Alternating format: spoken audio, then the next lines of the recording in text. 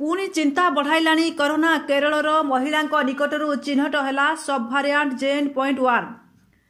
केरल में कोविड भारियांटर उपप्रजाति सब भारियांट JN.1 चिन्हट होईछि। तेबे एहार प्रभाव कौन रहिबो ता उपरे नजर रखिछंती स्वास्थ्य विशेषज्ञ। सूचना मुताबक केरल में जड़े 79 वर्षीय महिला इन्फ्लुएंजा भली सामान्य लक्षण देखा देइथिला।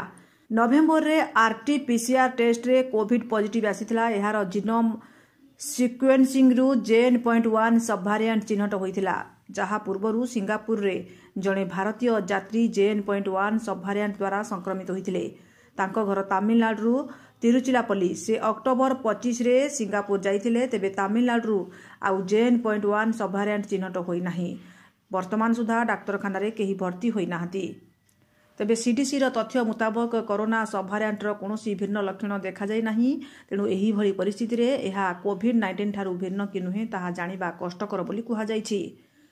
यार लक्षण गुड़िक है ज्वर, क्रमागत भावे काश, शीघ्र थका लगिबा, नाक जाम हेबा एवं मुंड बिंधा भली लक्षण देखा दी थाए। तेबे कोविड वैक्सीन एही भारियांट ठारू सुरक्षा देई परिबो बोली प्राथमिक तथ्यरू सूचना मिली। Bureau report, news 18 Odia.